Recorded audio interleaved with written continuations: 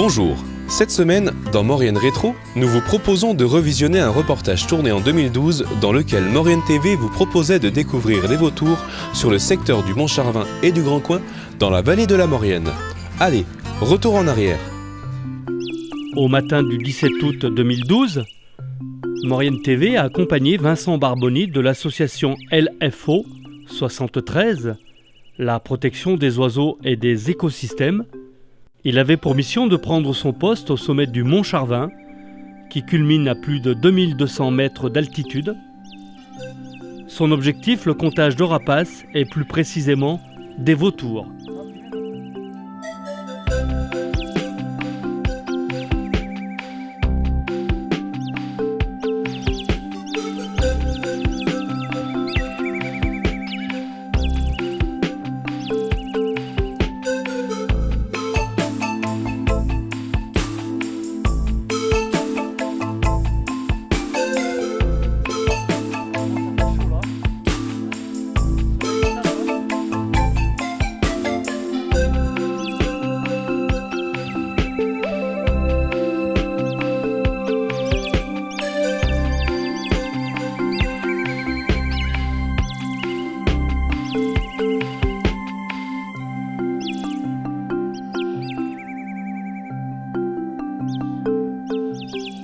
En fait, hier soir et ce matin, c'est le comptage des vautours en Savoie.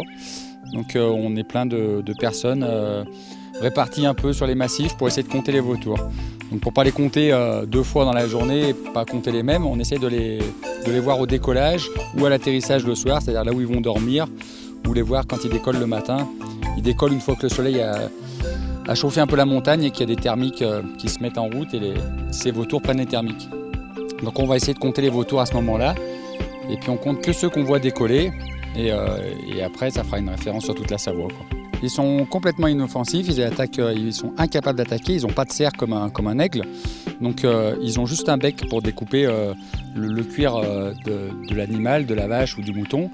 Et après ils vont manger que les viscères. Donc ils s'attaquent qu'à des animaux morts ou des animaux qui sont vraiment agonisants, qui ont vraiment plus la force de se débattre parce que le moindre coup de patte, en fait, ils s'éloignent, ils ont peur, ils sont assez craintifs. Et donc c'est vraiment des animaux, il faut le répéter parce qu'il y a vraiment beaucoup d'histoires qui tournent à ce sujet. Ce sont des animaux qui sont complètement inoffensifs.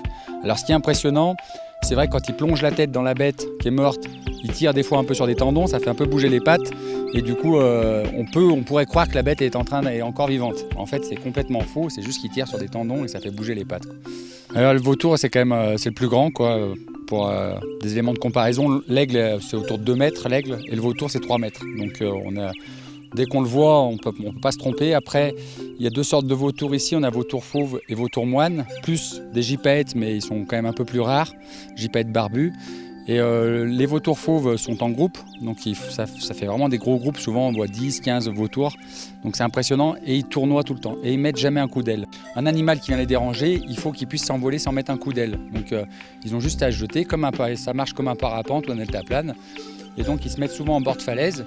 Et puis la journée, ils prennent des thermiques et ils s'élèvent. Et après, toute la journée, ils vont prospecter.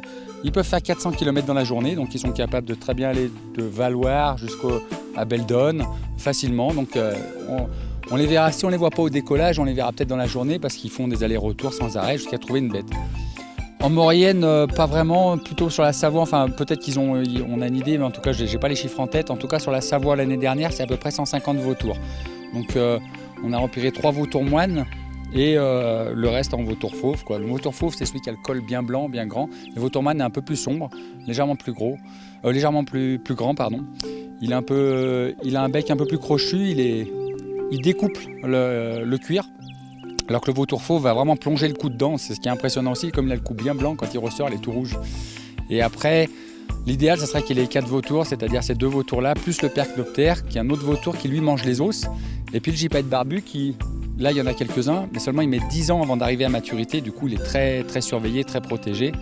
Et lui, il prend les os, il s'élève et il jette les os pour les casser et manger la moelle à l'intérieur. Quand il y a les 4 vautours, il ne reste absolument plus rien d'une bête. Et donc, le nettoyage est parfait. C'est vraiment des bons nettoyeurs. Et ça évite la propagation des maladies. D'accord, chacun son rôle. Voilà, exactement. Et pour l'instant, ici, on a vautour fauve qui revient l'été, pas encore l'hiver. On commence à avoir quelques apparitions. Vautour moine. Ils sont revenus il y a 4-5 ans à peu près. Et il y a 4-5 ans, je les voyais assez souvent sur le Mont Charvin. Là, ça fait 1 ou 2 ans, on les voit un peu moins souvent. Donc peut-être qu'ils ont trouvé d'autres lieux de dortoir privilégiés, je sais pas.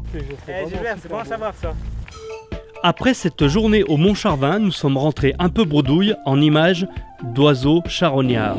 Alors, quelques jours plus tard, nous sommes repartis, mais ce coup-ci en quad, dans une montée un peu périlleuse en direction du massif du Grand Coin.